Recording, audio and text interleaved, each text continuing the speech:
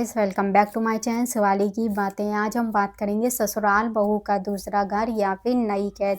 चलिए शुरू करते हैं। सबसे पहले हम बात करेंगे लड़कियों की। जिस घर में लड़की का जन्म हुआ, भाई बहनों के साथ खेलकर बड़ी हुई, पढ़ाई की, अपना भविष्य बनाया, उसी घर के लोग, उसके माता पिता, परिवार वाले, रिश्तेदार, सभी लोग अचानक से कह देते हैं कि अब तुम्हारी शादी हो गई है, ये घर तुम्हारा नहीं है, तुम इस घर की मेहमान हो। जिस घर को और जिस घर के लोगों को उसने इतने सालों तक अपना कहा, वही लोग उसे पराया कह देते हैं। अब हम बात करेंगे बहू की।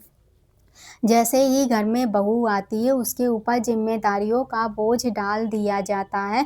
उससे उम्मीद की जाती है कि वो ससुराल को ही अपना घर माने, लेकिन छोटी छोटी बातों में घर की बहू से कहा जाता है कि तुम इस घर की नहीं हो, तुम तो पराए घर से आई हो। अब हम बात करेंगे ससुराल पक्ष के लोग।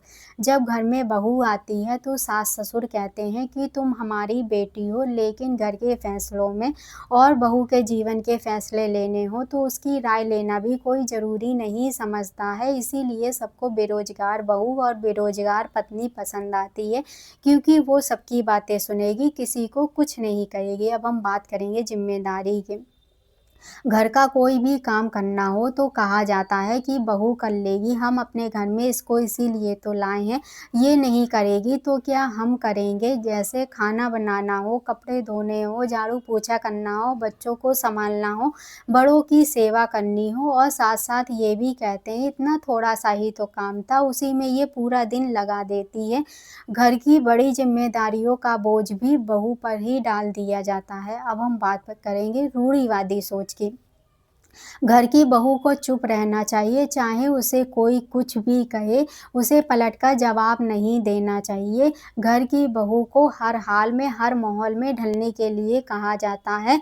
घर की बहू जब आती है, उसकी छोटी छोटी चीज़ों में बदलाव किए जाते हैं, जैसे उसका उपनाम, उसकी पहचान, भाषा, यहाँ तक कि उसके हंसने के ढंग को भी बदला जाता है। और अगर बहू नौकरी करती है तो सभी लोग बार बार कहते हैं कि तुम्हें हमारे घर में किसी भी चीज़ की कमी नहीं है, तो तुम नौकरी क्यों कर रही हो, छोड़ दो नौकरी। अब हम बात करेंगे सहयोग की। ससुराल में पति और ससुराल पक्ष के लोग अगर बहू की मदद करें, उसे ससुराल में ढलने का मौका दें, अपने बच्चों में और बहू में कोई अंतर ना करें, तो ससुराल बहू के लिए दूसरा घर नहीं, उसका अपना घर बन जाता है।